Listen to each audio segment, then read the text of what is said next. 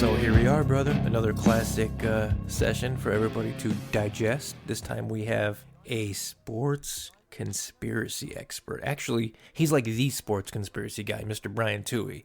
I'm excited for this one, dude. When I looked him up, the title that I saw was Supreme Court Scholarly Authority on Sports Fixing. And yeah, I'm excited for this one too because my dad's a big sports fan. A lot of my friends are big sports fans. I've gotten into it with them before, saying how fixed everything is. And hopefully I sound good because I'm going to give myself a little humble brag. Being so bad with technology, I finally got the computer and microphone set up. Despite weeks of Mike trying to help me out, I think I finally did the bare minimum here. So hopefully I'm sounding good. Dude, you sound great. Something that I've been using to, try and sway people into thinking that sports is fake or fixed or whatever. It has to do with some numerology shit that I uncovered last year from a page that would post about that type of stuff. So here, I'm going to tell you about it too. This is super crazy.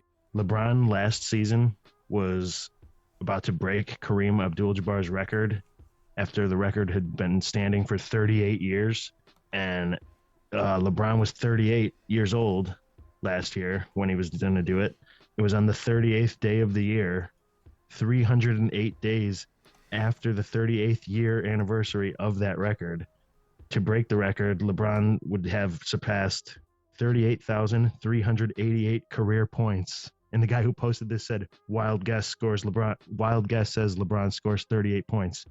How many fucking points do you think LeBron scored that game? 38. No, he didn't. Yes, and then they added to it.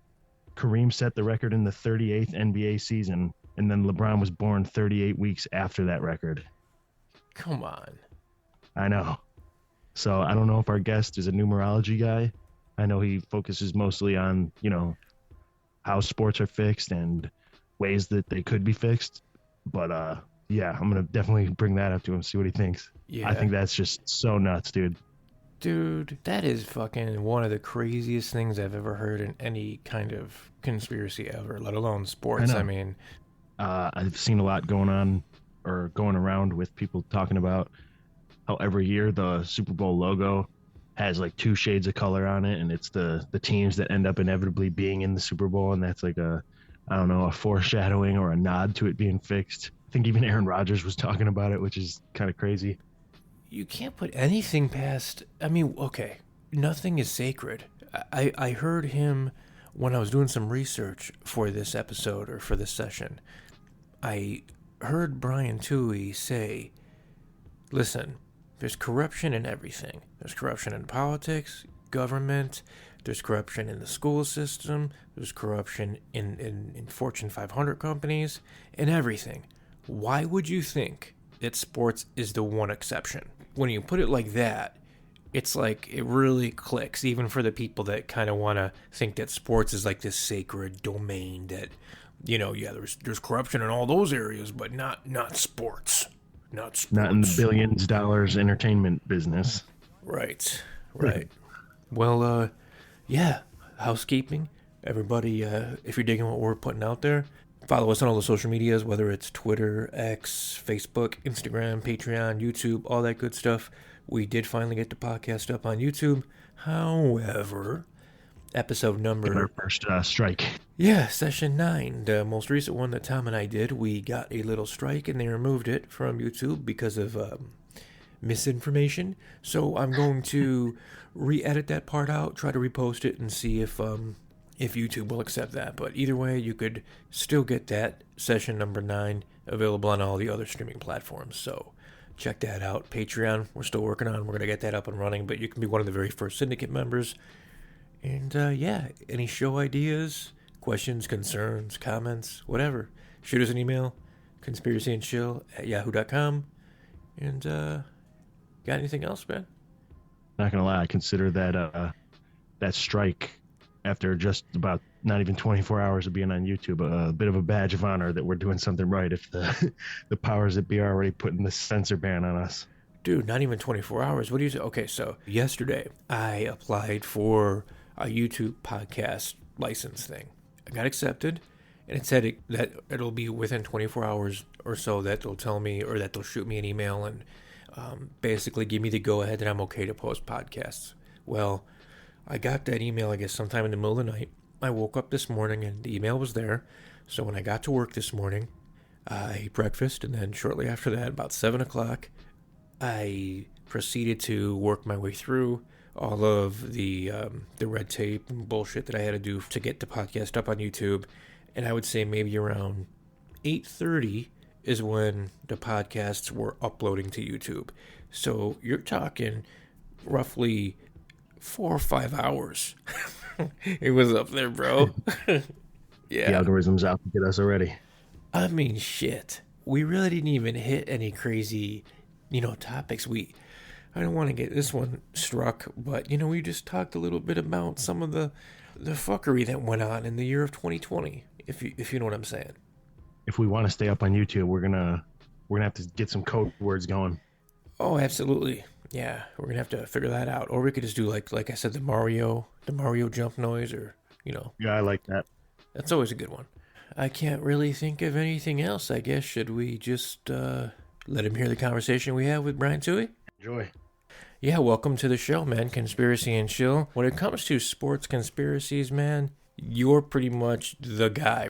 As far as I know, yeah, I think I'm the only one doing this. So, I mean, I'm sure there's a lot of people on YouTube who do something similar, but a lot of them copy what I've done and don't give me credit for it.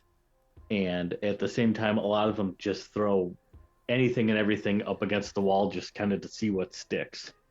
And so what I try to do, and what I always try to do, is prove my point through research and through quotes and talking to people and gathering as much information as I can and trying to connect the dots. So it's a different way of doing things, and I don't want to say it's a more scholarly way of doing things, but it's a more legitimate way of doing things than just saying, oh, this is this because, and not having it really evidence to back up what you're saying.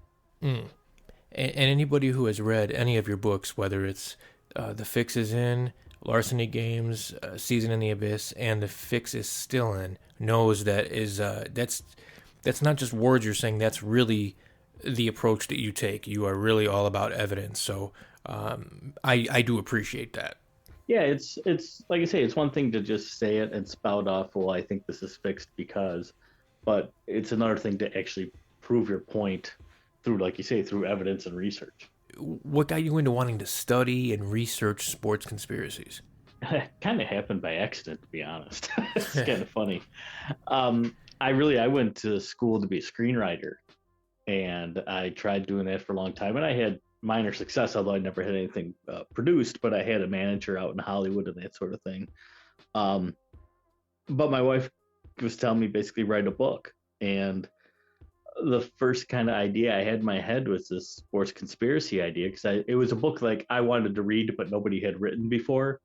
So I kind of took it upon myself to write that book, and that's what became The Fix is In. And as I kind of started doing some promotion and that sort of thing into it, I realized nobody was talking about this subject. Nobody was talking about game fixing or the possibility of game fixing, whether it's from an entertainment standpoint or from a gambling standpoint. It seemed to be just a big void. And so I kind of stepped into that open hole and did what I could to fight the good fight. Man, there's so many things I want to ask you and talk to you about. Yeah. Tom comes from a wrestling background, not a pro wrestling, but like I said, a catch wrestling background, and I come from a mixed martial arts journalist background. There's no shortage of conspiracies and avenues we can take, but the one thing I wanted to ask you right off the jump is, recently, a couple days ago, you had retweeted a still frame from a news broadcast that somehow already knew who was going to be in the Super Bowl. What is going on with that, dude? Well, that's one of those weird things that could just be a one-off accident. It just so happened that whatever the newscast was, I think it was actually somewhere in Canada. Although I think the tweet that I referenced said it was in Memphis or something like that. I don't remember.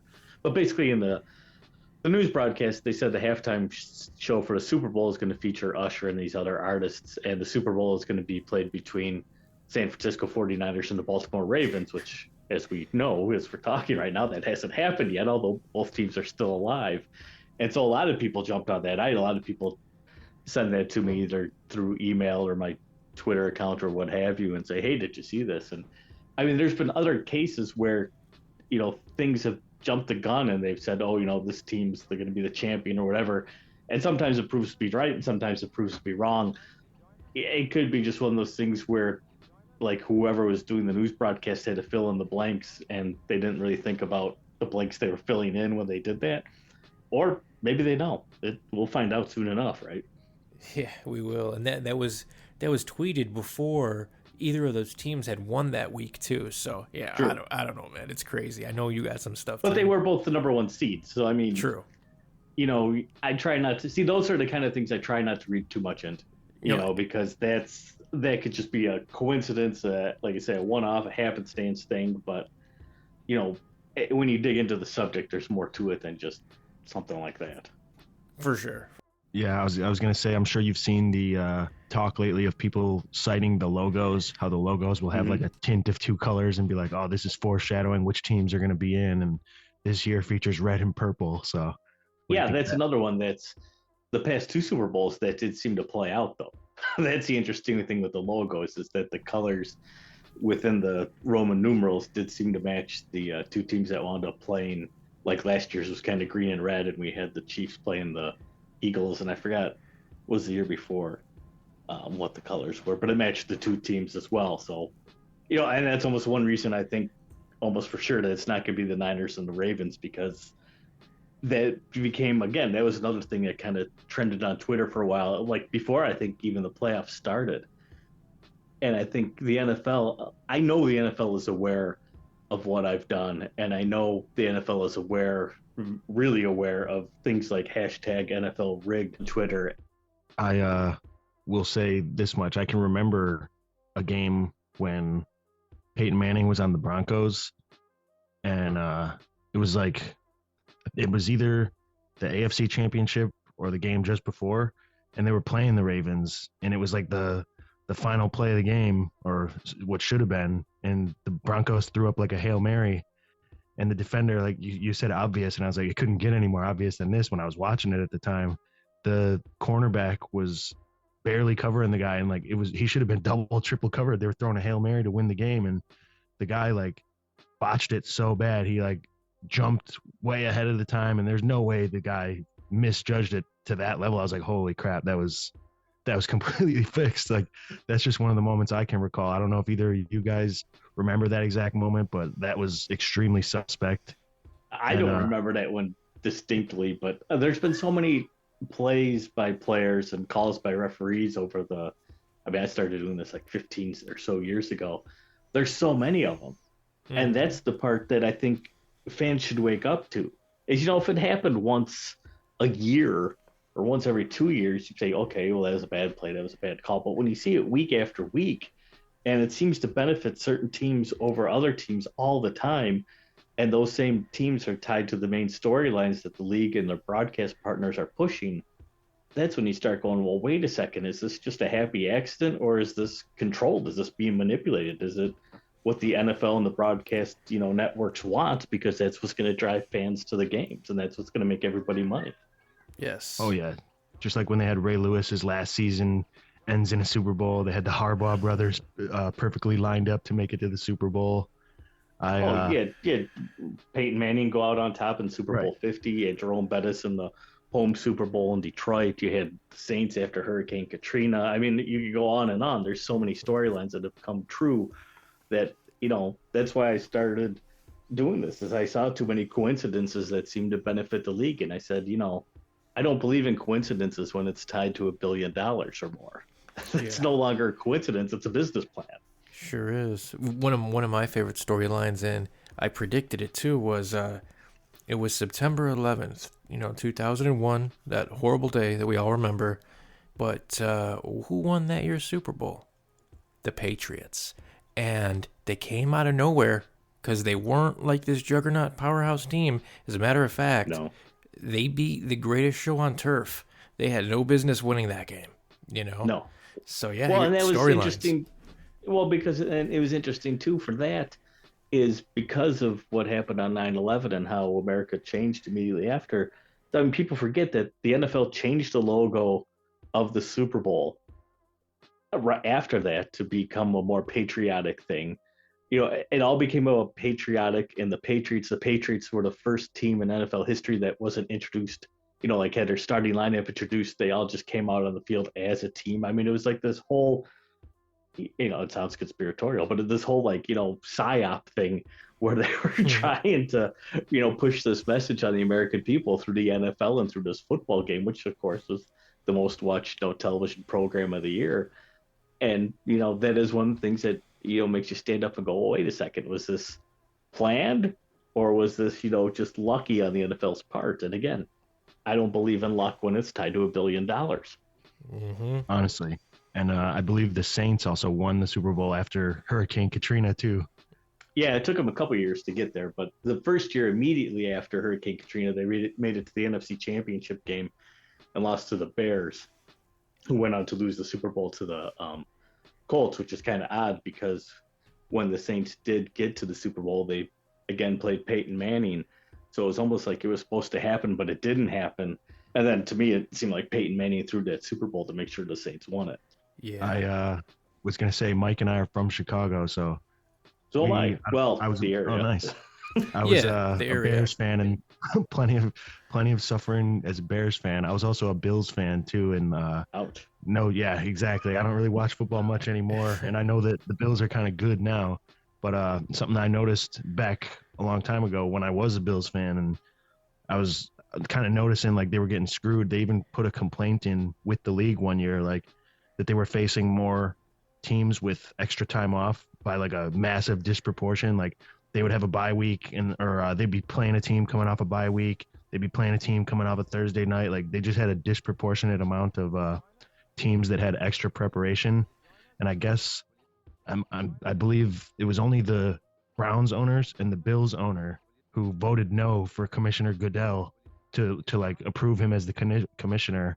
And then we saw how well those teams did for however many years. And I don't think that's a coincidence. No, I think one of the things, people always like to look at starting lineups and head coaches and that sort of thing for the NFL, but I think it's who has the power within the ownership of the NFL. Because, people think, well, Roger Goodell runs the NFL. No, he doesn't. The owners run the NFL. They employ Roger Goodell. If they didn't like what he was doing, they get rid of him. And it always cracks me up because, Roger Goodell comes out at like the NFL draft after the Super Bowl and all the fans boo him. It's like Vince McMahon coming out there. Boo, they all go crazy, and he kind of smiles and he plays that role. And it's like if he was doing that bad of a job, the owners would get rid of him. But he's making them billions of dollars and they love him. And so those are the guys you have to worry about, the owners. They're the ones who control. And I think certain owners like Robert Kraft with the Patriots have more power within the league than other owners do, because Robert Kraft had a lot of ties to the broadcast television networks and getting to the media rights for the league. And I think that's one of the reasons why the Patriots did so well and got so many calls, is because he brought a lot of money to a lot of people. And I also think it's one of the reasons why the Cowboys continue to lose, because Jerry Jones doesn't share his revenue like the other NFL owners do. When Jerry Jones built that $1 billion stadium down in Texas, the new one, certain revenue streams from that stadium and from the Cowboys, he keeps himself. He doesn't share like the revenue from, buying merchandise like Cowboys hats and T-shirts and that sort of things. All the other teams do. He does not. And so I think a lot of the NFL owners don't like it. They're not happy with him. They can't get rid of him necessarily because he hasn't done anything wrong. But at the same time, I think they can gang up on him and be like, yeah, if you're not going to give us money, guess what? You're not going to get the calls. And you're not getting to the Super Bowl without the calls. So if you want to keep your money, keep your money. But you're not going to be a Super Bowl contender like that. And they sure haven't been for a long time. So I think that most people who don't want to hear that their beloved sports could be fixed or are fixed, I think their biggest gripe would be, okay, then who's fixing it? How are they doing it? What do you think? You think that the quarterback's just out there purposely, So my question would be, how are they doing it, and who and how? Well, the first thing is people say, well, there'll be too many people involved. Everybody, if there's so many people involved, everybody would know about it, and the secret would get out. Well, the fact of the matter is you don't have to fix every game, and I don't think every game is fixed. I don't think it is professional wrestling. I think if there's certain games are tweaked. I think certain games are manipulated to keep them close to the very end. But I don't think it's every game is scripted at the beginning of the season. They say, "Oh, Team X is going to win the Super Bowl, and here's how we're going to do it." I don't think that happens at all. Hmm. But I think in order to do it, I think the easiest way to do it through most of the sports, be it football, basketball, hockey, is officiating. Clearly, certain calls benefit certain teams, hinder other teams, affect the play, and affect the outcomes of the games. And most of the calls that are made in all those sports are highly subjective because we've all heard it. We've all been watching football games or basketball games or what have you, and heard even the broadcasters say, "Boy, they're really letting them play out there." Well, if they're really letting them play, that means they're not enforcing the rules. And so, what are they out there doing? And if and when they do enforce the rules, when they call holding or pass interference or what have you, why do they suddenly do it now? Why is it suddenly now that it's egregious enough that it gets flagged, but the other 10 times beforehand they didn't bother to call it? So I think the officiating is the easiest way to manipulate a game to fix an outcome. But you can get, and people don't think so because the players make so much money, but you can get the players and get them to throw a game, to fix a game, to shave points. I mean, and I think it happens way more than people assume because the players don't make as much money as people assume. And even if they do make a bunch of money, I mean, you have guys like, especially in basketball, the NBA, having a guy like Antoine Walker for the Celtics, I think he made over $110 million in the NBA and he's bankrupt. He blew it all. So just because a guy makes a lot of money doesn't mean he doesn't go through it. Doesn't mean he doesn't lose it. Doesn't mean there aren't taxes taken out and lawyer fees and agent fees and that sort of thing. And certain players, especially in the NFL on rookie contracts, aren't getting paid that much. So I think there is way to blackmail players, even through performance enhancing drug testing and that sort of thing. There's ways to get players. There's even ways to get the head coaches. Because how many times have you seen a head coach who's 3-15 or whatever with an NFL team? Can't be 3-15, 3-14. But anyway, with an NFL team, he loses his job, and 2 years later, he's coaching for another team. These guys get recycled so much. Maybe it's because they're company players and they'll do what they're told. And again, it doesn't have to be every game, just certain games here and there that they have to throw. Yeah, I think you're right on. I think you're right on with all that. It only takes, it only takes one call at a certain particular moment of the game to completely change the outcome. And it reminds me of a saying, I've never met a bookie that has a part-time job. They somehow always know just where that points line is going to be. And I understand they're good at their job, but how good can you really be? You mentioned basketball. One of the things I wanted to talk to you about was, we mentioned we're from Chicago. In my case, just outside, like you had mentioned, outside of, just a lot easier to tell people you're from Chicago when you're from like Lombard, exactly. But Where's that? exactly right. But with basketball, we had the sudden Derrick Rose. We won the Derrick Rose lottery, and in the '80s, the Knicks won the Patrick Ewing lottery, and then LeBron gets traded, but then miraculously, the Cleveland Cavaliers get the number one pick a few years after that. So, could you talk a little bit about the NBA and if and how they fixed the draft lottery? Well, the early draft lotteries were very easy to rig, especially the original one with Patrick Ewing in 1985. When they came out there, the big giant envelopes and threw them in a hopper. And even if you watched that, I mean, if you pay attention, you could see how they fixed it and made sure that the Knicks got the number one pick. But, again, it goes back to the fact that the owners run the league. They own the league. So if they decide, hey, we're going to benefit this team over that team, and we're going to let this team win the lottery, what are you going to do? Cry about it? Sue them? What kind of recourse do you have as a fan to prevent this sort of thing? Now, supposedly they have this, big ping pong ball hopper thing now where they can't, supposedly, quote unquote, can't be fixed. You can't rig the outcome because of this random way they choose whatever team. But guess what? It's like a magic trick. Sure, you can. Of course, you can rig it if you want to rig it. Now, do they want to rig it every year? Not saying that they do. Certain years, do they want to rig it? I think they definitely do.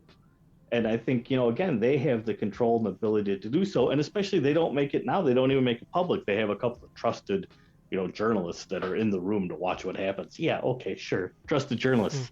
Here, you guys want to keep reporting on the NBA and not lose your access to the locker rooms and to all the inside information we ditch out?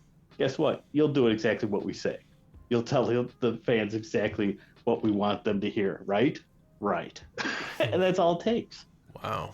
Do you feel like basketball is probably the easiest team sport to rig through officiating? Because they could, I mean, one player could make a massive difference in basketball on a team. Oh, and definitely. just the calls that they make at the right moments could completely shift the momentum of a game versus, like, obviously the officials could rig any game with their calls. But to me, it seems like basketball might be one of the easiest team sports to kind of get the result they want. Well, I think I would agree with you because it is almost like football. It is a game where almost every play, every possession, potentially, the refs could call a penalty on. I mean, traveling is ubiquitous through the whole NBA. I mean, guys travel all the time. They rarely call it, but every once in a while, they do call it. Was that a charge or was that a block? Which way does the referee want to lean? Which team does he want to favor? I mean, there's a lot of ways that they can tweak these things, especially for point shaving purposes, for gambling purposes, but for the outright outcome of the game, yeah, there's a lot of ways they can tweak it. And you hear players even talk about it. Of course, you can't talk about it as a player because you get fined. But at the same time, you hear players talk about it. Well, we not only had to beat the 5 guys on the court, we had to beat the other 3 who were officiating the game. You hear that because they know that certain referees lean certain ways and want certain teams to do better. One thing about the NBA is the NBA proves basically what I've written about for all this time, in that game tanking is a real thing in the NBA. For some reason, the press just lets it go on and acts like it doesn't happen and it's no big deal.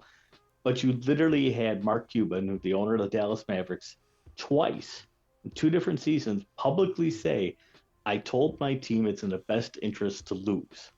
And so you had an owner of the team basically funneled this information through his GM, through his head coach to the players, told them, don't win basketball games. We need a better draft pick.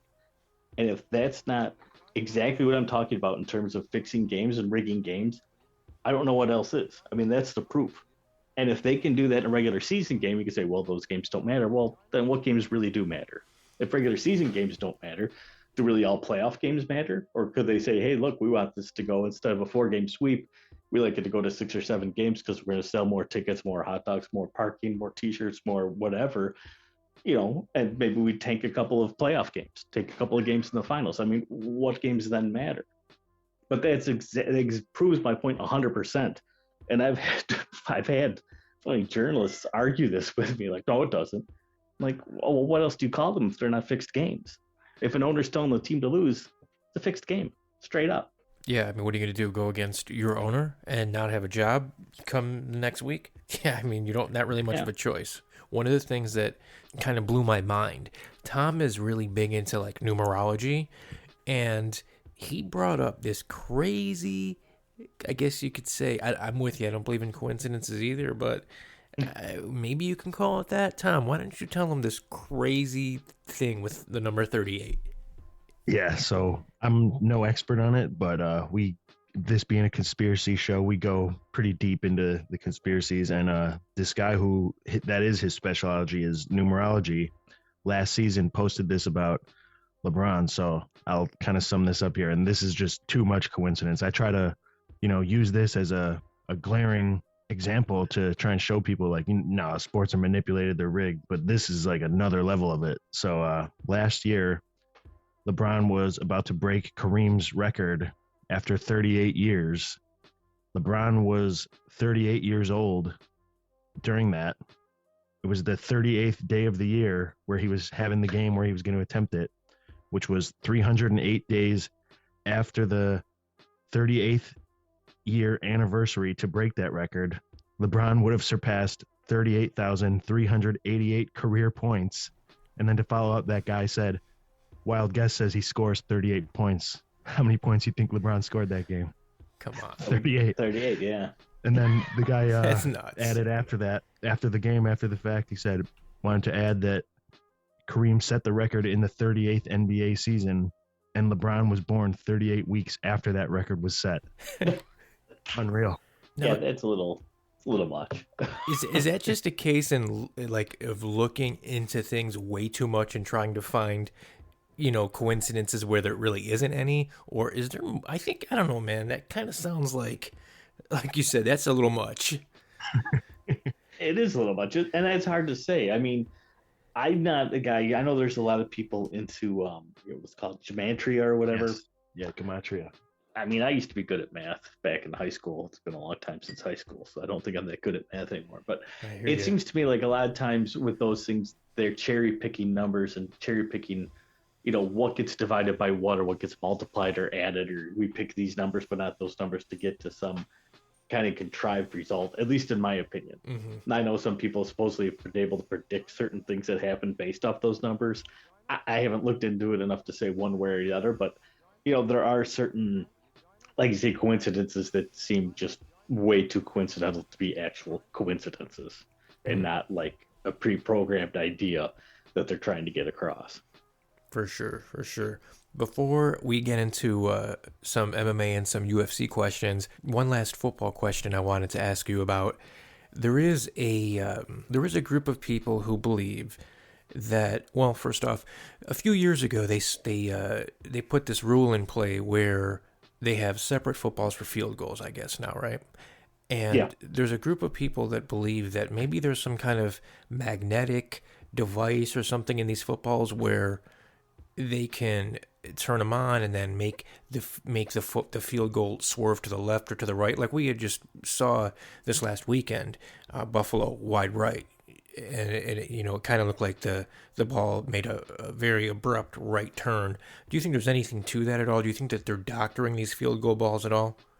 I kind of almost think I started that idea, to be honest. I could be wrong. I could be taking credit where credit is not due. But I talked to, and this was, I can't even tell you how long ago, a guy who used to be a ball boy for the Chicago Bulls. And he told me, he goes, there's magnets in the basketballs. And I said, what? He said, yeah, there's magnets in the basketballs. And I said, well, what are you talking about? He goes, well, they have the balls magnetized and the hoop magnetized, so when the ball goes through, it automatically resets the shot clock. I said, I don't know about that, man. He goes, yeah. And he goes, then you can also push and pull the ball away from the basket if they want the ball to go in or stay out. I said, whoa. And then I started thinking about it, because there is, if you go online and research it, there is technology that you can do that with. You can put, magnets in, like footballs that have a magnetized glove, and you can make one-handed catches all day long. And it's a real thing. It's something you can actually buy if you want to. You can find it online and buy it. And I started thinking about it, and I said, well, the hoop on a basketball hoop is metal. The uprights and, goalposts in the NFL and college are metal. The, net in a hockey thing, the poles are metal. And I said, if all that stuff's metal and magnetized, and then you had a, magnet inside the puck, the football, the basketball, what have you, could you create a strong enough force to push or pull, the puck, the football, the basketball in or out of the goal if you wanted to? And I don't know, the scientific facts behind it all. I don't know how much of a field you'd have to generate, but could you create one that would potentially swerve something out of the way? I think it's a very real possibility. And if they have the ability to put that in a football, then they have the ability to put it in a basketball. They certainly have the ability to put it in a frozen puck, because they used to have, those little microchips in the puck for on television back in the days when Fox in the 90s had that, was a streak that would follow the puck to make the puck more watchable on television. Oh, yeah. Who's to say they can't do that? Who's to say it hasn't happened? I mean, I don't necessarily believe it is, but in the realm of conspiracy theories, I don't think it's crazy to think it. No, that's not too far-fetched at all. At all. Yeah, I think there might be something to it, to be honest with you. I definitely think there's something to it. There's definitely been, I know there's a famous hockey clip, I think Quick, I think he's the goalie for the Kings, where puck went right through the 5-hole, right between his legs, and about 6 inches before it got the goal line, it made a 90-degree turn and did not go into the net. And nobody's ever been able to explain how that was possible. But maybe that was a test of the system, a test of the emergency broadcast system. That was it. But we've seen a lot of, some weird shots, the Kyrie Irving basket where he just kind of chucked it up from the corner and it bounced and then it still went in. Maybe that was pulled in. We've seen enough field goals where they're looking like they're going in, and like you say, make right or left hand turns midair. It makes you wonder. I think so. I've seen a clip of how basketball games, they'll like in the halftime or before the game or whatever, they'll give the fans a chance to make like a half court shot or a free throw for money. There was one where the guy did it and the ball got stuck directly on the like dead center of the rim in the backboard. It wasn't like wedged on the side like how you see where the ball will get stuck. Like anyone who's played basketball has gotten the ball stuck like wedged between the backboard and the rim. But no, it was dead center on that little like, I don't know, like 2-inch flat part between the very center of the rim and the backboard. And there was no bounce, there was no nothing. It just boom, got stuck dead center right there. I don't think that's possible at all. There's no way it wouldn't have bounced off or that looked extremely suspicious. Like a magnet was just holding it in place. Yeah, you like to know the physics behind it. Like, how is that possible? Yeah, it didn't look like anything I've ever seen. I don't think there is science behind that could explain it legitimately, But the UFC... There's some sort of science. What kind of science is the question? Yeah, right. It depends on the expert that you're going with. Yeah. The UFC MMA, I heard you say that is no different, than any other sport. That's fixed. Do you think that comes mostly when the fights are fixed? Do you think that it's more so the fighters or the referees or the judges? Well, if you look at the history of boxing, it's all three. So take your pick. Depending on the fight, depending who's fixing it, why they're fixing it. The history of boxing, 100-plus year history of boxing, you've had all of it. You've had judges that were bribed. You've had referees that are bribed. You've had, fighters that are bribed. That you can do it with any one of the three. Now, granted, having a judge won't help you if a guy gets knocked out. Referee might not help you too much if a guy gets knocked out. But it has and it can be done through any one of those three individuals involved in the fight. And we just had a recent example of this too in the UFC with James Krause and his group of fighters and like a Patreon for gambling. Yeah, exactly, where people would would go and pay him for this gambling advice, and then one of his fighters supposedly was fixing a fight by going down. And did you hear about the James Krause circle? No, that one I don't. At least if I did, it doesn't ring a bell at the moment. Yeah, well, I want to say it was maybe last year that he got totally banned from the UFC. Any fighter that was even associated with his gym is banned from competing in the UFC. And because of him now, fighters in the UFC can no longer bet on fights. I do remember. I remember that now that you say that part.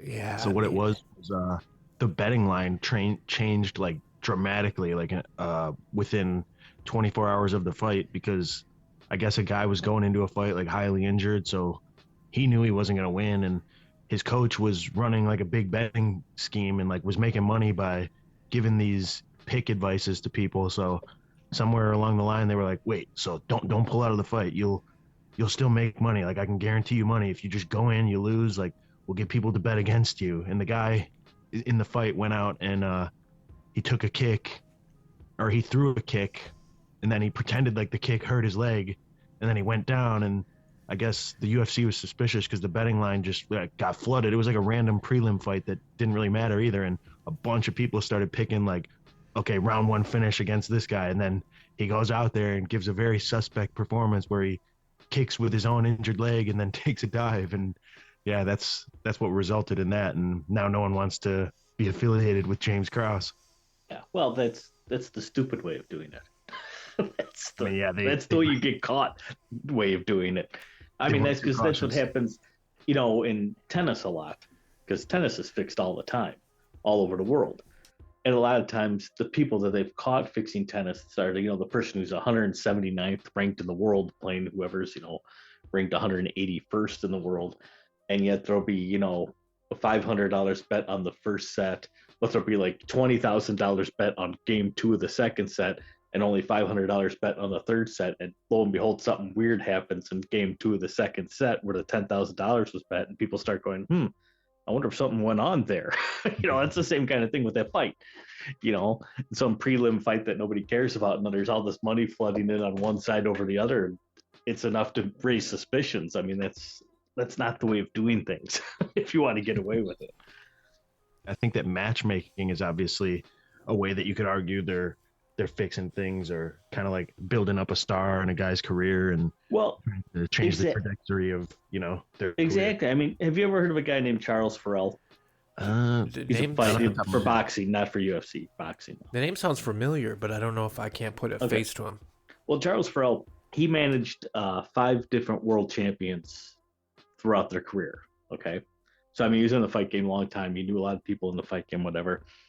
And I don't even remember how I ran into the guy, how I met him. But long story short, he basically told me he's fixed hundreds of fights, hundreds, and he knows of other managers, trainers who have fixed an equal amount of fights. Fights are fixed all the time in boxing matches, all the time. And when he explained it to me, and I'll explain it here, it makes perfect sense as to why. It's like you said, to build up a fighter. So basically, he said trainers, managers, if they've been around long enough in the fight game, they recognize talent really fast, really fast. They can tell this guy's got it, this other guy doesn't have it. If they have a guy who they think really is talented, really has it, they don't want to see that guy get beat up on his way to a potential championship fight.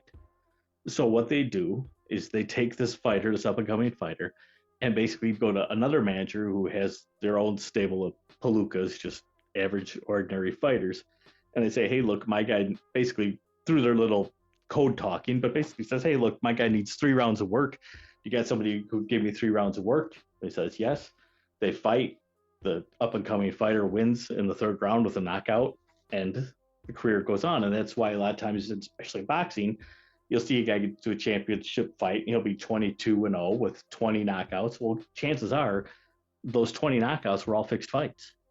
The guy really only fought like 2 real fights, which he didn't knock anybody out in, and now he's in the title fight.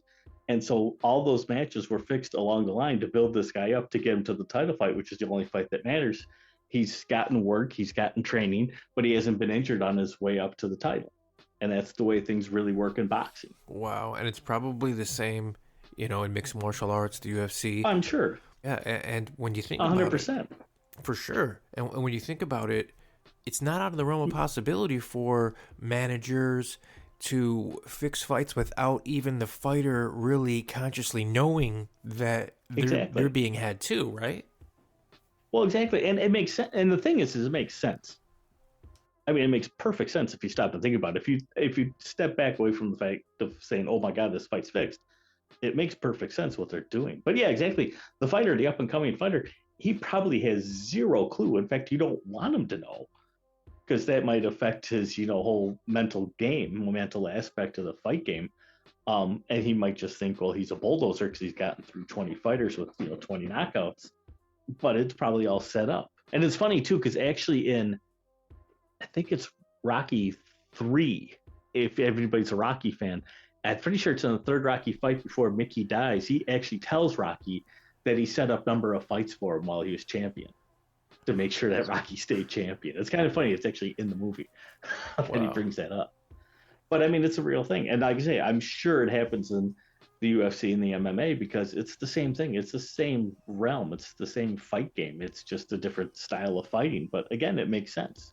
Do you really want an MMA fighter on his way to a potential championship get beat up time and time and time again before he gets to that championship fight? Or do you want him fresh and feeling strong and thinking he's a world beater going into that title fight? Which would you prefer? Yeah, I believe we just saw something like that this last weekend in the UFC. So you had a middleweight title match with the current champion, or then he was the current champion, Sean Strickland, and he was defending his title against Dricus du Plessis, a South African fighter who had previously had a lot of beef with the champion before Sean Strickland. And to make a long story short, Sean Strickland lost his title via a very close, controversial split decision loss. Personally, I believe he won. But now that sets up this dream fight that has been hyped and, talked about for months and months and months. Israel Adesanya versus Dricus du Plessis. Funny how things work out. Oh, and by the way, they're talking about making that fight at UFC 300, the biggest event ever. Yeah, see? It's just luck, right? Luck for the UFC and, Dana White and the rest of them. And the thing is what I don't think, a lot of people don't consider is that, again, if you look at the history of boxing, it's been so incredibly fixed over the decades and what they've been able to do and get away with. I mean, in the 1920s, organized crime literally fixed every single fight that Primo Carnera fought in to make him heavyweight championship of the world, including the heavyweight title fight. Every single fight they fixed to make sure he won. Because they knew the guy couldn't fight, but he looked like he could because he's like 6'6" and like 280 pounds, which was just ginormous in the 1920s. And then after he won the heavyweight title, the mob stopped fixing fights. The very next fight, bet heavily against him, and he got knocked out. Lost his heavyweight title, and the mob made all kind of money. You flash forward to the 1950s, and there was a guy by the name of Frankie Carbo who was an organized crime capo. In fact, he could have been the guy who killed Bugsy Siegel, if you know mob history. But anyway, Frankie Carbo literally ran boxing. This organized crime, this mafia guy literally ran the sport of boxing in the 1950s. And he decided who would fight, where they would fight, when they would fight, and a lot of times who would win and who would lose. And in my one book, The Fix Is Still In, I make a comparison between what Frankie Carbo does and what Dana White does. And it's very similar how the two operate. We just don't know exactly that, Dana White is fixing matches, but he is determining who fights who, when they fight, where they fight, and that sort of thing. It's a very interesting comparison between these two eras of when boxing was huge in the 1950s and now when the UFC is huge today, and what they're capable potentially of doing. Because let's face it, you got to make big events for these pay-per-view things time and time again. You can't have crappy matchups in pay-per-view. How do you keep getting all these prime matchups? Is it just luck? Does it just work out that way, or do they orchestrate it all? Yeah, it's quite fortuitous, Oh, totally. Being from Chicago, or just outside of it, got to ask you about the Michael Jordan conspiracy. Do you think it's no conspiracy? Yeah, go ahead, ask the question. Personally, I think he was forced to retire for gambling issues. What do you think? I know he was forced to retire for gambling issues. I don't think I know it. And I mean, now the problem is people say, well, why can't you prove it that? Well, unfortunately, I know a friend who talked to a former Bull who basically said, yeah, Jordan was kicked out because of gambling. I have a friend whose mother was Jerry Reinsdorf's personal secretary, who's the owner of the Bulls, and she was present for numerous meetings between Reinsdorf, Stern, and Jordan, talking about their gambling, talking about his retirement and what they were going to do about it. And I know a woman who had a lengthy affair with Michael Jordan who confirmed the whole thing. None of them will go on the record, but I know for a fact that's exactly what went down. Is he was too big and he meant too much money to too many people to go the same route as Pete Rose went just 3-4 years earlier. And the NBA couldn't afford it. NBC couldn't afford it. McDonald's, Coca-Cola, all the other things that Michael Jordan represented. Nike. Yeah, they couldn't afford to lose him like that. So they concocted this whole he's going to retire thing. He's going to go play baseball. It's all going to disappear. And immediately after it happened, the media dropped their investigations. The NBA dropped their investigations. And basically everybody forgot about it until he showed back up 18 months later. People forget that his father, who was murdered, when they arrested people in connection with it, these people had I don't know if it was the people that killed his father, but there was criminals that were arrested that had personal checks from Michael Jordan in the amount of $10,000. So, and Jordan even had to admit after denying it, said, yeah, it was from gambling, So yeah, there's no doubt that he was in deep with who knows who, but the wrong kind of people. Well, yeah. One of the guys he got busted gambling with was a known cocaine trafficker. Right, that's what I'm thinking of. Yep. And he owed him $57,000, and the guy had a $57,000 check. That's what I'm thinking. Got busted. He got busted by the IRS, and the guy said His name was Slim Bowler, I think was his last name, Bowler. He said, well, Michael Jordan gave me $57,000 to open a driving range. And that, just having said that Michael Jordan gave me $57,000 to open a driving range, the judge actually said, oh, okay, well, that's probably legit then, and let it go. And it was like 2 weeks later, they were like, wait a second, wait. He had no paperwork to open up a driving range. He had nothing to back it up. But initially, the judge was like, oh, well, Michael Jordan gave you the money? Okay, no problem. And then they started looking into it again and said, wait a second. And then it came out, oh, no, it was for a gambling debt. Then there was a guy named Eddie Dow, who was kind of a bail bondsman, basically. He was kind of a shady character. He got murdered, and they don't even think it actually was a robbery. But in his briefcase, they found, I think it was 3 checks totaling several $1,000s, all from Michael Jordan, that was all related to gambling losses. And then there was another guy on the West Coast that he owed $1 million to, that his wife was writing checks out to, because he lost all this money gambling on golf. So, I mean, he owed money to several people, and those are just the 3 people we know about. Yeah. I mean, who knows who else he had to pay off or paid losing on gambling, or who he was associating with during that whole time. But even today, everybody's like, oh, yeah, well, Jordan gambles all the time. Nobody bats an eye at it. You hear stories like that he's such a degenerate gambler that he'll flip a coin and bet $30,000 on heads or tails. I mean, it's out of hand. That's crazy. Oh, it is. And I mean, they knew during his playing days that, like, when the team was on the East Coast, like playing the Nets or playing the Knicks, that he would go to Atlantic City before and after the games he played. When they're out, in the Utah playing at the Jazz or whatever, he would travel to Las Vegas, the nights and days after the game. And I mean, he was constantly gambling. So I mean, to think that this guy was into some shady stuff and that nobody knew about it is insane. I mean, it was a well-known thing. It's just a question of how far it went. And I believe, like you say, I know it went so far, so the NBA had to shut him down because he was out of control. I'll tell you, you aren't lying about him being the face of the NBA in the 90s. I mean, people forget, or they don't remember, or they weren't around to remember. But I'm 43. I got to live through all the glory years. And let me tell you, in the 90s, it wasn't like it is now where there's 4, 5, 6 superstars. Every team's got a... No. It was Michael Jordan. I mean, it was... Yeah. He was everything. If he fell... You're right. The entire NBA and all those other companies, I think, would have went right along with him. Oh yeah, I mean, he would have taken the league down. The league would have just, I don't think it would have collapsed, but it would have taken a huge hit, way bigger hit than Major League Baseball took with Pete Rose. But even that actually affected Major League Baseball. It just so happened though that a couple years later, Sammy Sosa and Mark McGwire started hitting home runs all over the place, and people forgot about the whole Pete Rose scandal. It would have taken something like that to bring the NBA back after Jordan, if he really went down for his gambling. And he should have.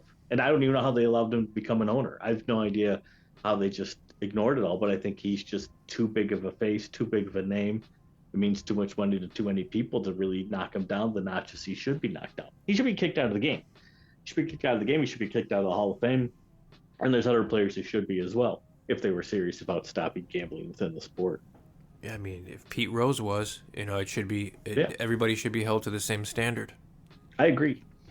With the whole billions of dollar industries with sports, and it is a business, it's an entertainment business, and the whole like conspiratorial take on it is it's Roman bread and circus, and it's mainly meant to, distract and keep the people entertained and give them something to look forward to and be excited about, so that they don't get passionate about other issues that might be more important, or it's just another way to keep them fighting amongst each other over something that really doesn't matter as much, rather than, other issues. Like the quote by one of the Roman emperors was, give them bread and circuses and they will never revolt. Like, just keep them busy with food, beer, gambling, games, just constant entertainment. What do you think would be the main objective of controlling sports, other than the obvious billions of dollars?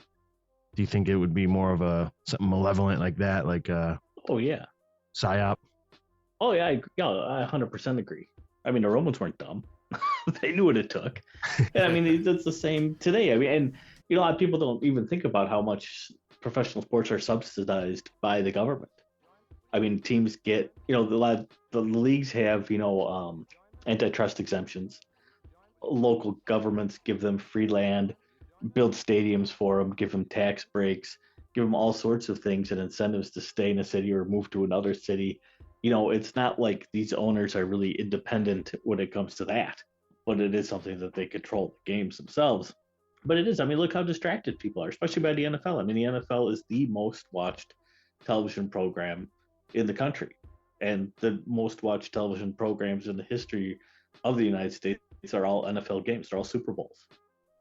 So I mean, it's definitely an entertainment. It's definitely television, but it's a great way of distracting people. It's a great way of people getting more, like you say, in tune to other things than the stuff they should be, really worried about and concerned about and paying attention to. I mean, look how many people, go nuts because they show Taylor Swift at a Chiefs game. I mean, who cares? I could care less that she's there, But I mean, people get riled up about it and they talk about it and whatever. And does anybody care about what's happening at the border? Does anybody care about what's happening in Washington D.C. or do they care where Taylor Swift is for a football game? Honestly, and I think it's pretty telling how they use Roman numerals and a lot of Roman symbolism and stuff for the Super Bowl. And can you imagine if all these people in the stadiums going nuts were united and that passionate and putting their differences aside and just getting behind one cause about something that was more important, like any of the issues you mentioned, or who knows how many other things it's almost like a religion to some people. Like that's the thing they care about more than anything in the world. And like when it comes to the NFL, like it's Sunday and they say things like, oh, my game day ritual, or even the word fan comes from like fanatics, and it's very almost like cultish. Oh, and how much brain space does it take up? I mean, you ask somebody, name the starting lineup of your favorite whatever football team, basketball team, baseball team, they could probably rattle it off. Oh yeah. And they say name the the members of Congress who represent your district. Like, huh? And the emotions too, like it'll ruin your day if people get so angry or so happy. Like the mood depends on their team. That's why I always hope that the Packers lose, because I live in Wisconsin, and I just want to see the whole state get depressed every time they lose. I hear you. Great. Me too. I'm glad they lost. I love it. Oh my God, I slept so soundly Saturday night after they lost. It's great. How is it being a Bears fan in Wisconsin? Oh, see, I live right on the border, so it's kind of that mixed thing where some people could be Packer fan and Cubs fan at the same time, which doesn't make sense. Or right. Brewers fans and Bear fans. It's kind of a weird melting pot in that way. But it's the thing, and that's one of the things I noticed is like I say, with being in Wisconsin, this Packer fandom thing, it just shows how much you can take over, a state. Really, I mean, it really does. Because I mean, when the Packers are good, and this year didn't really count, but back in the day, when they were on the playoff march, you would get to the nightly news, the 10 o'clock news, and the first story would be about the Packers. The second story would be about the Packers. The third story would be about how some guy shot 5 people and killed 3 of them. Then they would go to another Packer story. Then the weather would be about the Packer game coming up on Sunday. And then there was sports. And that was like the 10 o'clock newscast. It was like, there was other things that went on in the world, but all they cared about was the Packers. And it's like, oh my God, that's why, like I say, I want them to lose every game, because I can't stand listening to that. Because again, so many people in Wisconsin are so gung-ho about it that, nothing else seems to matter to them. Now, what's it been like to watch sports with this mentality that you've had for the longest time doing this research and stuff? Does it feel like you're more so watching WWE, or like just trying to decode and like see what they're trying to, which narrative they're trying to push? If you take your fan hat off and watch any sport, whatever sport it is that you like the most, if you take the fan hat off and watch it objectively, it completely changes how you consume the games or the fights or whatever. Because you do start noticing things you'd never really noticed before. Now, I don't watch sports nearly like I used to 20 years ago. I mean, I can't. I don't find them interesting. I don't find them entertaining. I get bored by them.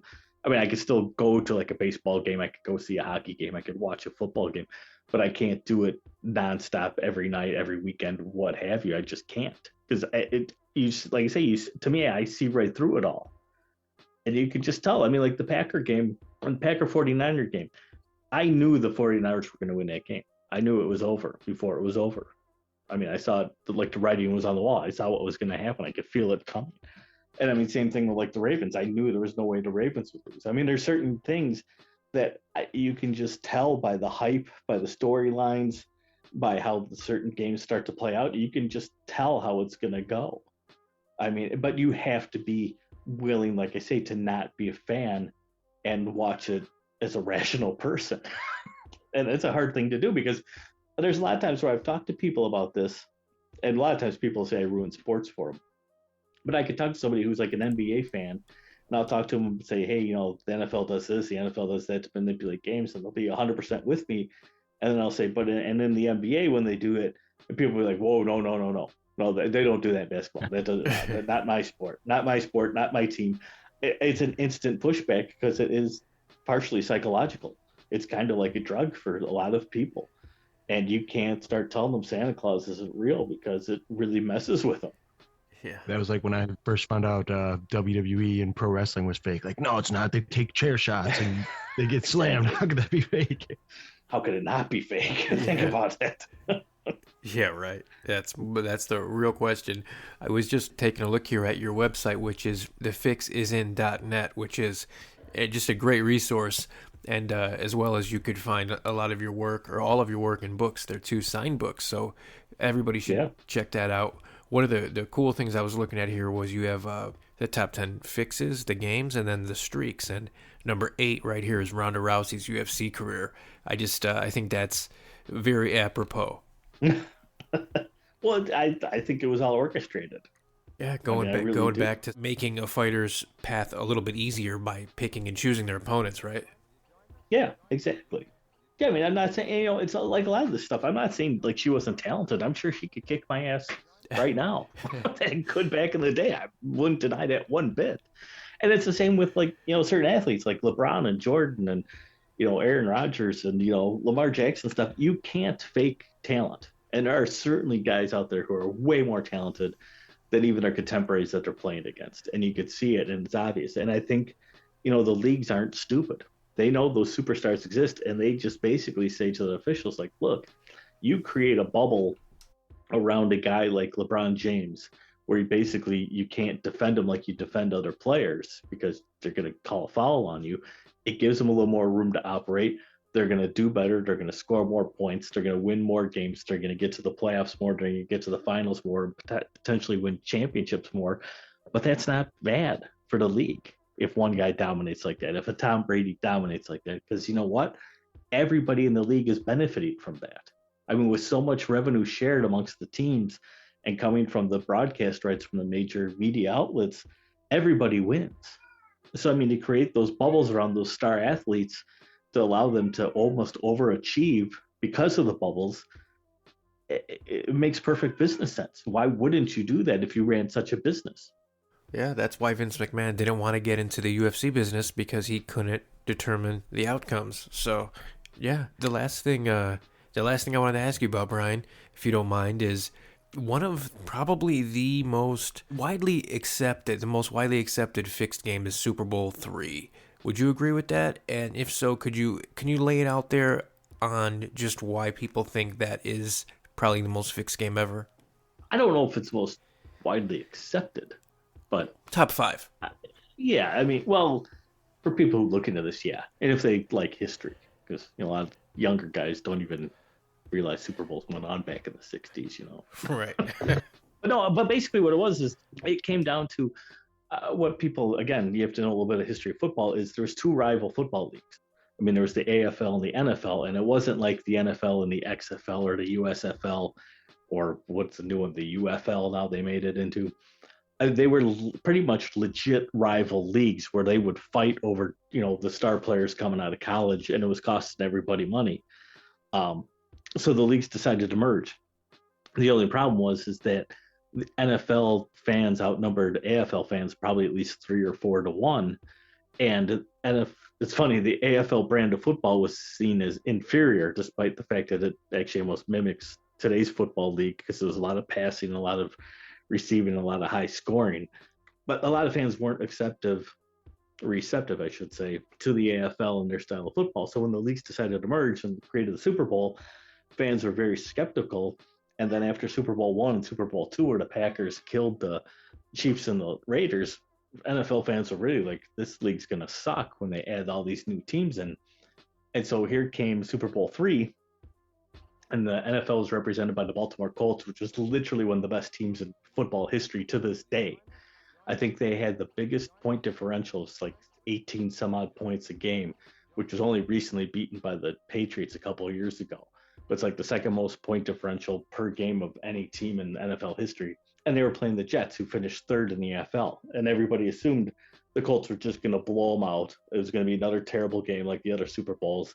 And now the merger was really breathing down their throats. And so a lot of people believe, me among them, that the NFL fixed the game and made the Colts take a dive to allow the Jets to win. And it basically created the modern NFL based off that one game, because it solidified the merger, solidified the fan base, and it meant billions of dollars to the guys who owned the league. Boy, I'll tell you, it sure does look like it was fixed. If you go back and you watch, what was the quarterback's name for the Colts? Earl Morrall. Boy. Who was the MVP of the league that year. Well, not that game. No. They said they were in the red zone, I think, 4 or 5 times, and 3 times they came away with interceptions or something like that. I mean, yeah, geez. They never scored in the red zone. There's like 3 interceptions and like a missed field goal or something like that. Well, and it's interesting too, because the three main people who might have been involved in fixing it were the Colts owner, their head coach, and Morrell, who was the quarterback. Now the owner was Carol Rosenblum. He wound up getting $3 million from the NFL for his team to switch to what became the AFC, the AFL teams. That's how the Colts wound up in the AFC. And 2 years later, they won Super Bowl V. Now their quarterback in Super Bowl V for the Colts happened to be, Earl Morrall. So he got a Super Bowl title, just took 2 years later. Rosenblum, who owned the Colts, got his Super Bowl title 2 years later. And the head coach for the Colts at that time was Don Shula, who immediately after a season signed a huge deal with the Miami Dolphins, and then 3 years later led the team that was undefeated and that remains undefeated to this day, the only NFL team, the Miami Dolphins. Wow. So everybody who was involved in fixing that game, in my opinion, all got rewarded greatly for doing so. Wow. Obviously, the 85 Bears were one of the best teams ever. They had their one loss against Miami. Do you think there's something to that to preserve Miami being the only team to go undefeated? It's funny. I remember that Monday Night Football game against the Dolphins, but I don't remember exactly what happened. But it wouldn't surprise me. I mean, it seems very strange that no team has ever gone undefeated since 1972. I mean, that's kind of bizarre because there's been a lot of teams that have been close, very close. I mean, the Patriots a couple of years ago made it all the way to the Super Bowl before they lost, being undefeated. But it is kind of interesting that that's remained a thing for as long as it has. Well, dude, this was fun. This was awesome, man. I appreciate you doing this so much. Oh, no problem. Happy to talk to you guys. Yeah, great episode. Can't wait to share it with all my sports fanatic friends. And they'll say I'm just nuts talking nonsense. That's the way it goes. Well, that's the reaction we're used to anyway. So trust me, so am I. It doesn't faze me one bit. But like I say, it all comes down to basically 2 things. Is one, realizing that there's no law that prevents a league from fixing its own game. And so many times it's in their best business decision to have certain outcomes happen over other outcomes. And 2, just watch games, like I say, without your fan hat on. Watch them objectively when you have no rooting interest, and then tell me that certain things just aren't highly, highly suspect. And if you question why, I think you come to the conclusion that I came to a long time ago, is that it's being controlled for good reasons. Money. It's always money, right? Always. Always. That's the way the world works. What isn't corrupted by money? Amazing. That's the funny thing. Business is corrupted by money. Government's corrupted by money. Even religions are corrupted by money. But sports fans think sports can't be corrupted by money. Yeah, right. That's it's so absurd that somehow professional sports is pure, but yet everything else in the world's corrupt. I recently have started a wrestling league where I'm basically the Vince McMahon, and I host matches and put matches on, and now this got my head kind of spinning. Am I going to get corrupted? Am I going to start rigging fights? Well, you're more like the Dana White because you're not fixing fights yet. Yeah, right, that's key. Yeah, but maybe if someone wants to throw me a few billion to rig some matches, we'll be talking different. Yeah, $1 billion with a B. That's all it takes. It's all it takes. It's sad. I mean, I was on this show radio show with John Ritchie, who is the fullback for the Oakland Raiders when they went to the Super Bowl and lost to the Tampa Bay Buccaneers. And I don't think I asked him. I think the other host, his co-host, asked him. He's like, John, would you fix a game for enough money? And he actually didn't say no, which blew my mind. He was actually, well, they gave me enough money. Yeah, maybe I would. It's just like, oh, well, okay, thanks for proving my point, dude. I don't need to be on the show anymore. Yeah, the honesty too. You got to appreciate the honesty, Yeah. But it was funny that he didn't. I mean, the easiest thing to say is no. Oh, God, no, I wouldn't do that. But he didn't. He actually was like, well, no. Yeah, maybe I would. That's an interesting Super Bowl too, with the Barrett Robbins situation. That one was totally rigged too. Yeah, that one. Yeah, Excited to see if we get the 49ers versus Ravens narrative after all, or if the NFL is scrambling to change the script. Yeah, they might want Taylor Swift in the house, so. Yeah, that's what I'd be worried if I was the Ravens. Ravens got to win by like 400 points this weekend to make sure that the rest can't interfere. Yeah, it's kind of seemed like this whole season has an undertone storyline of Taylor Swift to it. So I think I think you're onto something there. So mention you got scary. I know, right? Did you see that stupid dance that she had everybody doing? Oh my God! Yeah. Come on, stay out of football. Stay out. The thefixesin.net, that's your website. You're also at thefixesin. Do you have any other projects or anything else that you'd like to shout out? No, that's the best place people can find me. And if they want to contact me, feel free to email me. I always respond to them. So that was Brian Touhy. Great guy, super cool. I love his work. Like I said, can't wait to share this one with my family and friends who are massive sports heads. And, he doesn't sound like a nut job or talk too crazy like some of the people that we talk to on this show. So I think he lends his argument well. Yeah, for sure. It's what he said too when you said you were gonna play it to, or you were gonna share this episode with a lot of your sports friends, your friends that appreciate sports. He said, "Oh yeah, they're thinking of a whack job," but no, I don't think so. He didn't sound like a whack job at all, and that was a good one, man. I really, it doesn't ruin sports for me, but it makes me, as he said, it kind of makes me view sports through a different lens, and all sports. I'm not just talking about like football and basketball. I'm even talking about the UFC, mixed martial arts, boxing. I'm talking about everything, dude. Definitely. And I'm pretty much open to anything and everything being ruined for me at this point nowadays. Like, I've had my paradigms and beliefs shattered and challenged so many times. So really nothing, I can't count out anything being, controlled or malevolent or whatever it may be. I will say, when I was first getting into MMA back in the day, one of the first fights, maybe the very first fight I ever watched go down live, I still remember it was UFC 75. So maybe not the first one I ever saw live, but it was a free card, UFC 75, and it was in England. It was Bisping versus Matt Hamill. Oh yeah. And okay. Matt Hamill beat the shit out of him. And I remember I was like, oh, this guy's a wrestler. He's deaf. Like, I kind of like felt bad for him and I wanted to root for him because he was deaf. Like, oh, the underdog story. And he like, let's go. And he beat the shit out of him. And Bisping like had nothing to offer. And in the post-fight thing, they gave the decision to Bisping. And in the post-fight like highlights, the only thing they were able to show was Bisping sprawling like one takedown, even though he was taken down and controlled like the whole fight. He went crazy. He was shocked when he found out he won that fight because everyone knew. Like, that to me was like one of the most obvious examples and first examples of like completely fixed fights. But they were like, oh, don't worry, the two judges who picked Bisping was American and the one judge that picked against him was English. I was like, oh yeah, that's what a convenient cover story for that. But yeah, I mean, he's just confirming everything that I've always kind of thought with his work and his arguments on why and how these things would be fixed. Like, it's kind of just stuff we've always suspected. Like, even the untrained eye can be like, okay, yeah, they're protecting Tom Brady, or they're giving these calls to this team because he's the star of the league, or it's pretty compelling when you put all his work together. Dude, his work's super compelling. But Matt Hamill, so you're right, it was UFC 75, champion versus champion. Dan Henderson and Rampage was the main event, right? Yes, you are correct. And Crow Cop and Congo was on there too. Yeah, Bisping versus Hamill.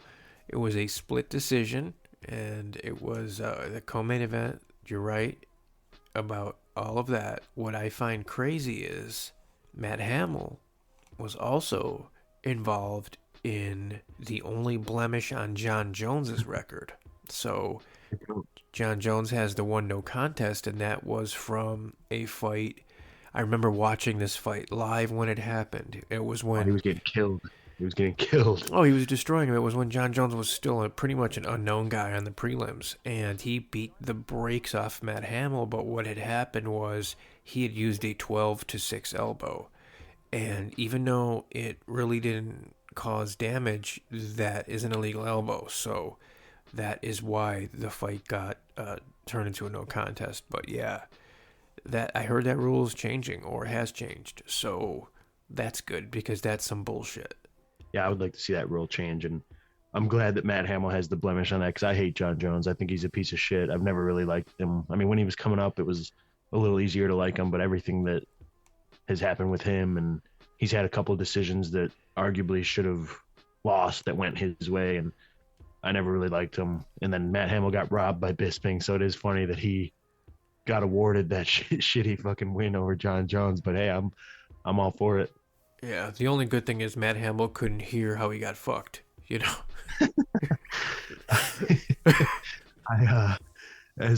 Like I said, with running wrestling wars now, the whole fix is in type of deal.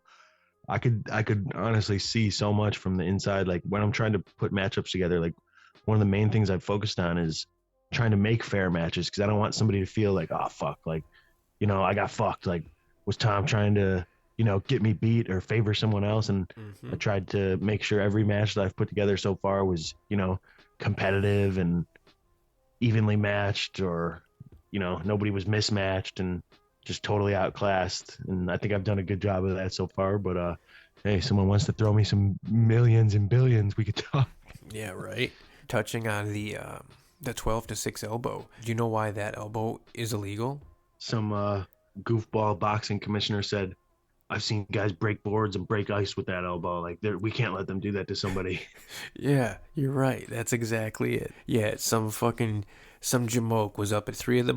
watching those infomercials about some bogus karate guy breaking fucking blocks of ice with his 12-6 elbow, and yeah, now you can't do that because that asshole saw that. When in reality, you can generate much more power by throwing like a 9-3.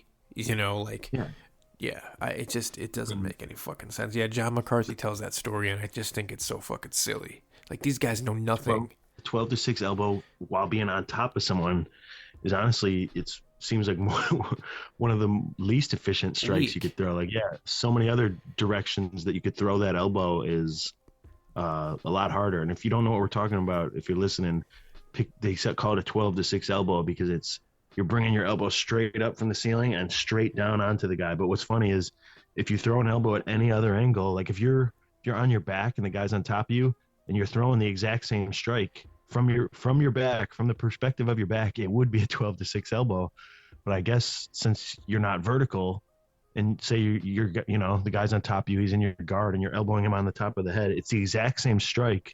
Sure, you don't have gravity on your side, but it then becomes like a, what would you call it then? Like a 3-9 elbow, or a 4-10 elbow. And there's so many strikes that could destroy someone, like grabbing the back of someone's head, pulling it down and throwing a knee. Oh yeah, like that's way more devastating than a short elbow from the ground where you don't have a lot of room to wind up. And the strike that they were talking about to begin with, to breaking the boards and the, you know, the ice and stuff, they're standing straight up. They're basically like jumping and dropping their whole weight down on probably pre-cut or pre-broken boards. Like that strike is just not going to happen. Sure, if you blasted someone in the eye with that, you're going to do some damage. But realistically, like even look back to the old UFC days or leagues where maybe that rule isn't legal, or even just like street fights or whatever, you're not going to see people getting devastated by that straight down elbow strike on top. There's just a lot better options to do damage. There's a lot of trickery involved too when you see somebody do that. They've done that thousands of times. There's a technique. There's a there's a trick to it. It's like a carnival trick. You know, it looks like, oh, okay, yeah, but no, there's a little something to it. There's a little gimmick to it. There's a certain way that they do it. So Yeah, I mean, if you think about it, if you're on top of someone and you're gonna throw elbows, the 11 to 5 would do the most amount of damage. You know, like think of Kenny Florian. Like when you're throwing those crazy elbows, you're throwing them across your body. You can't generate the power like you said. It's a silly thing. I'm glad they're changing it, but yeah, sports are fixed. Straight up, straight up, bread and circus. Doesn't matter the sport. We all, including us truthers and truth seekers, conspiracy theorists, if you will, we need our escape and distraction once in a while too, especially when you're constantly flooding your mind with this type of shit. It's not bad to have a little sheeple escape, if you will, once in a while. Like I still enjoy MMA. Like I don't really watch any other sports, but if I'm hanging out with my dad or whatever, I'm at a family party and they got a fucking game on or something, like sure, I'll watch it. I'll do what I can to try and enjoy it. But yeah, I kind of watch it with the same perspective as Brian. Take the fan hat off, and I'm almost like breaking down the symbolism and what are they trying to push on us now? All right, well, yeah, if you're digging what we're laying out there, man, go give us a 5-star review on whatever platform you're listening to us on. Give us a follow, like, subscribe, share, do all that good stuff. We appreciate all you listeners all over the world. And up and away, we're bringing this thing to the next level. We got the remote mic fixed. We're going to be doing some. Tom and I are going to be getting together soon, doing some in the same studio. We're going to be adding video, and yeah, a lot of shit going on, man. A lot of Watch good out, shit. guys! My tech skills are leveling up. Watch out. Apologies if I was ever sounding like shit in some of these old episodes. So thanks for tolerating my technical difficulties, both Mike and the listeners. If anyone has a topic they want us to cover, if they want to be a guest themselves, if you're an expert on something, if you got a guest, reach out to us, message us, even just have a good chat with us. We want to hear some feedback from you guys. Yes, let's get this community going.